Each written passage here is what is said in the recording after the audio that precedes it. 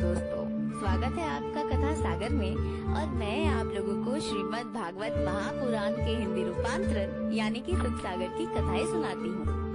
आज मैं आपको सुनाने जा रही हूँ सुख सागर के चतुर्थ स्कंद का 18वां अध्याय। इस अध्याय में महाराज पृथु द्वारा पृथ्वी दोहन और ग्रामपुर नगर का स्थापन दिया गया है।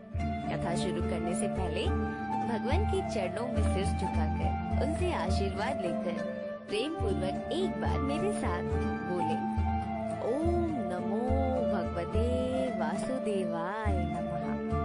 और अब प्रभु में अपने मन को लीन करके ध्यान लगाकर एकाग्रचित भाव से इस कथा को सुने। मैत्रेय जी कहते हैं, हे विदुर, उस समय पृथु का मारे क्रोध के होंठ कांप रहा था। अगर आपने पहले की अध्याय सुनी है तो आपको ये बातें ज्ञात होगी कि क्यों पृथु को बहुत ही ज्यादा गुस्सा आ रहा था और किस पे गुस्सा आ रहा था।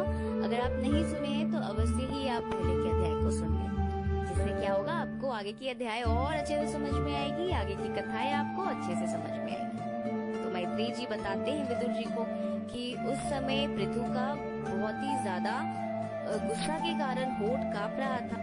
और सिर्फ पृथु जी ही नहीं बल्कि पृथ्वी देवी भी उनके क्रोध से भयभीत होकर थर-थर कांप रही थी। वो इतना ज्यादा क्रोधित थे कि उनके क्रोध से वो भयभीत हो रही थी और थर-थर कांप रही थी।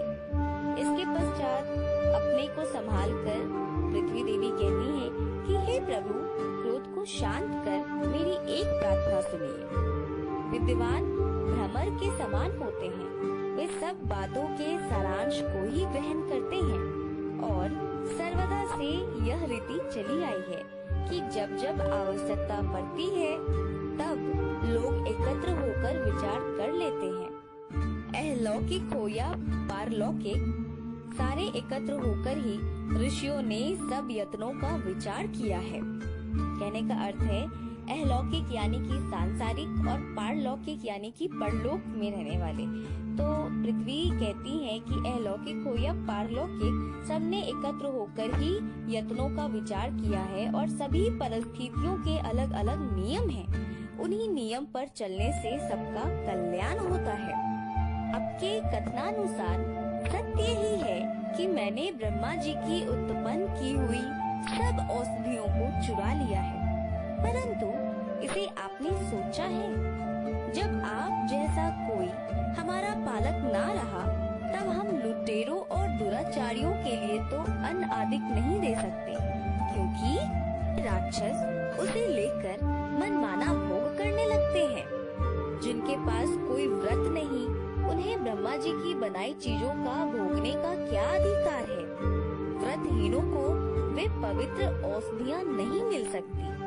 और यही कारण है कि यज्ञ के लिए मैंने अनादिक सब औषधियों को ग्रस लिया है। अधिक समय होने से अब वे मुझ में हजम भी हो चुकी हैं, जिन्हें मैं अब उगल भी नहीं सकती। उसके लिए अब आप जैसा कोई श्रेष्ठ पुरुष ही किसी उत्तम उपाय से प्राप्त कर सकता है। यदि आप मेरा बछड़ा बने और उसी के अनुसार धुने का कोई पात्र कल्पित करे तो भले ही स्नेह युक्त होकर आपके उस दुग्ध आदि पात्रों को मैं पूर्ण कर सकती हूँ। यहाँ पर पृथ्वी जी राजा पृथु को बताती है कि आपने कभी सोचा है मैंने क्यों चुराया उन सारी चीजों को? और फिर कारण बतलाते हुए कहती है कि दुराचारियों में, राक्षसों में मुझे उसको नहीं लुटाना था, क्योंकि वो लोग इस योग्य नहीं है कि ब्रह्मा जी की बनाई हुई चीजों का भोग कर सके।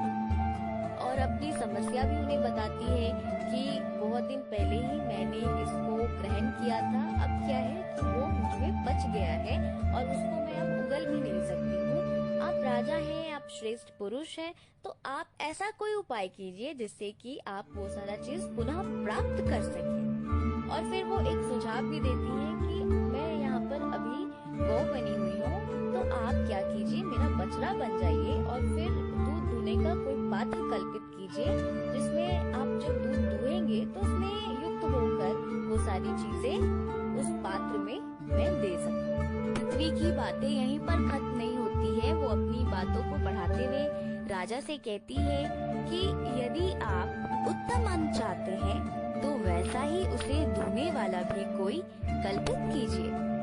हे राजन, पहले आप मुझे सम विषय सब स्थानों में समान कीजिए, फिर बरसात पाकर मैं उस योग्य हो जाऊंगी।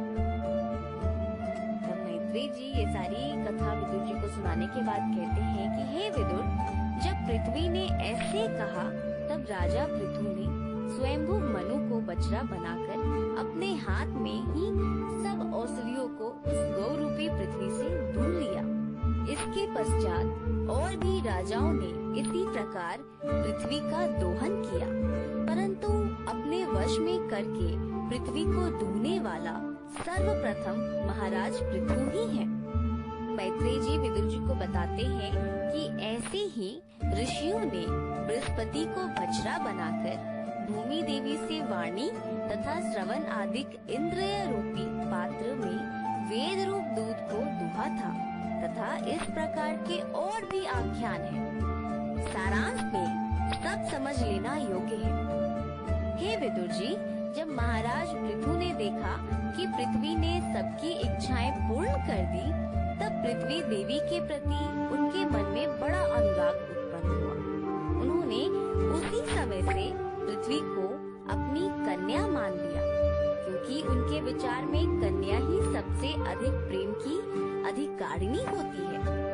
इसके पश्चात उन बड़े ही सामर्थ्यवान महाराज पृथु ने अपने धनुष के सिरे से बड़े बड़े पर्वतों के शिखरों को तोड़कर इस पृथ्वी को प्रायः बराबर कर दिया और प्रजा अपने अपने योग्य अन्न आदि औषधियों को पाकर तृप्त हो गई। सृष्टि का कर्म शीघ्रता पूर्वक बढ़ने लगा। उन्होंने ग्राम, पुर, नगर, अनेक प्रकार के दुर्ग, घोष, ब्रज, शिखर, आकर, खेत और खरवट आदि की स्थापना की। जितनी प्रजा थी उन सबको सबके योग्य वैसे वैसे स्थानों में बसाया। लोग उन स्थानों में आनंद से रहने लगे। और इसी के साथ 18वां अध्याय यहीं पर संपूर्ण होता है। तो सब कोई मेरे साथ एक बार बोले, ओम नमो भगवते वासुदेवाय नमः। अब मैं आप लोगों से मिलूंगी 19वें अध्याय में, जिसमें महाराज पृथु के अश्वमेध यज्ञ और इंद्र द्वारा उनका अश्व का हरण दिया गया है। आने वाले अध्याय बहुत ही ज्यादा रोचक है। तो अगर अभी तक आप कथा सागर के परिवार से नहीं जुड़े हैं तो जुड़ जाएं कथा सागर के परिवार से। कर दे चैनल को सब्सक्राइब, हिट कर दे बेल आइकन। और एक और बात, जो मैं हमेशा बोलती हूँ कि अच्छी अच्छी बातों को खुद तक सीमित करके रोक कर बिल्कुल भी नहीं रखिए। इसको जितना ज्यादा से ज्यादा हो सके उतना लोगों तक पहुँचाइए। धर्म की बातों को दूर तक पहुँचाइए। वीडियो को जितना ज्यादा से ज्यादा हो सके उतना शेयर कीजिए।